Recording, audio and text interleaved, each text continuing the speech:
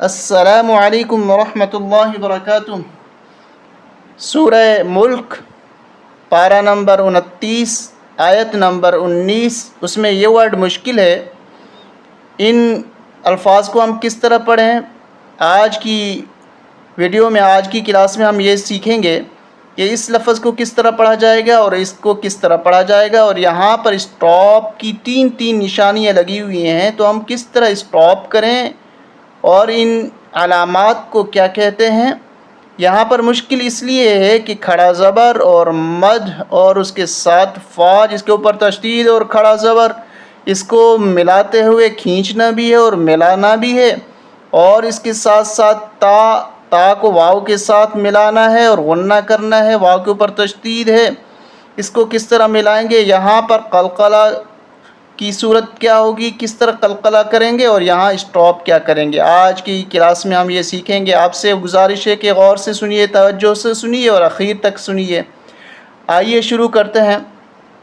اعوذ باللہ من الشیطان الرجیم، بسم اللہ الرحمن الرحیم۔ آیت یہاں سے شروع ہو رہی ہے، ہم یہاں سے پڑھتے ہیں۔ اولم یروا الی الطیر، اولم یروا الی الطیر۔ یہاں پر یہ یا نہیں پڑھیں گے، لام کو طا کے ساتھ ملائیں گے، اس الف کو اور اس لام کو بھی نہیں پڑھنا، لام کو طا کے ساتھ ملائیں گے۔ اولم یروا الی الطیر فوقہم، فوقہم، اس کو زیادہ نہیں کھینچنا، یہ حروف لین میں سے ہے۔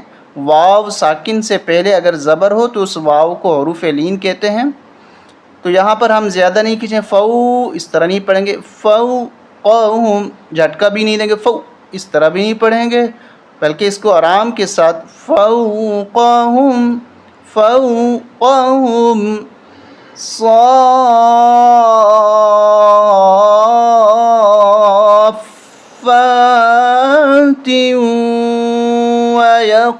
ویقبضن۔ یہاں پر ہم اس کی ہجے کر لیتے ہیں، اس کے بعد دوبارہ آپ کو پڑھ کے سنائیں گے کہ کس طرح پڑھیں گے اس کو۔ صاد فا کھڑا مد زبر صاف، فا کھڑا زبر فا، صافا۔ اس مد کو ہم کھینچیں گے 3 سے 5 الف تک، بڑی مد ہے۔ صافا،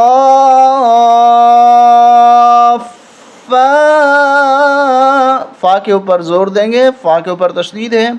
صافا،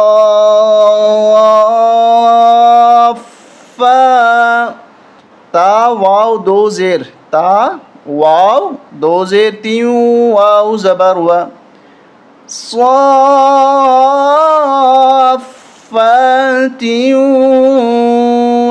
ہم نے یہاں پر غنہ بھی کیا اور اس کے ساتھ ساتھ واو کے ساتھ ہم نے ملایا اس کو، تا کو۔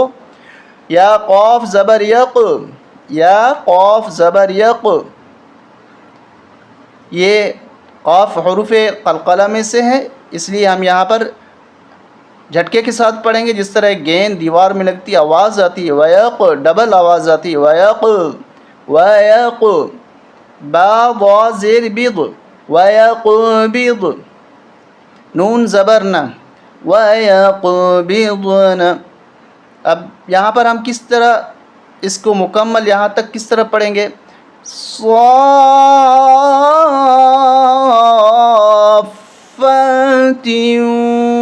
ويقبضن، أولم يروا إلى الطير فوقهم صافات ويقبضن۔ یہاں پر ہم اسٹاپ کریں گے، وقف لازم، میم کا مطلب ہوتا ہے وقف لازم، فل اسٹاپ، یہاں لازمی اسٹاپ کرنا ہے ورنہ مطلب غلط ہو جاتا ہے۔ قا کا مطلب ہوتا ہے وقف مطلق، اور یہ چھوٹی نشانی اس کا مطلب ہے وقف غفران۔ تو یہاں پر ہم نے وقف کیا اور یہاں قلقلہ اور یہاں اس کو کھینچتے ہوئے فا کے ساتھ ملایا۔ ما يمسكهن ما يمسكهن. یہاں پر ہم غنہ کریں گے، تشدید ہے. ما يمسكهن إلا الرحمن.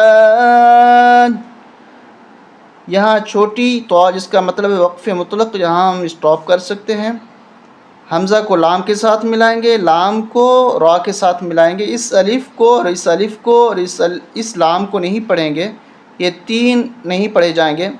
لام کو را کے ساتھ ملائیں گے. الا الرحمن انہ بکل شیء. یہاں پر آپ دو زیریں دیکھ رہے ہیں حمزے کے نیچے اور اس کے ساتھ میم چھوٹا. یہاں پر اقلاب کا قانون لگ رہا ہے کہ دو زیر کے بعد نون ساکن اور تنوین کے بعد دو زبر دو زیر دو پیش کو تنوین کہتے ہیں. یہ تنوین ہے. اس کے بعد اگر با آ جائے، یہ دیکھیں آپ بار، تو وہاں پر دو زیر دو زبر دو پیش کو بدل دیا جاتا ہے چھوٹی میم کے ساتھ. اب یہاں پر ہم شیئن نہیں پڑھیں گے، شیئم میم کے ساتھ بدل جائے گی یہ دو تنوین. انہ بکل شیء بصیر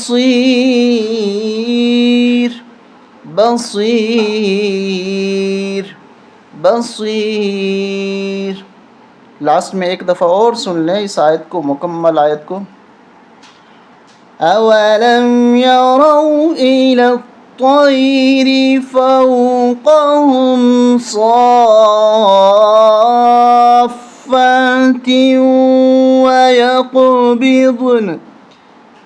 ويقبضن ما يمسكهن إلا الرحمن إنه بكل شيء بصير. امید ہے آپ کو یہ ورڈ آپ کو آسانی کے ساتھ سمجھ میں آ گیا ہوگا اور آپ کے لیے اب پڑھنا آسان ہو چکا ہوگا. اسی طریقے سے مزید اگر آپ چاہتے ہیں آپ کے الفاظ درست ہوں تو ہمارے ساتھ جڑ جائیں اور لائک اور شیئر اور سبسکرائب ضرور کریں. السلام علیکم ورحمۃ اللہ وبرکاتہ.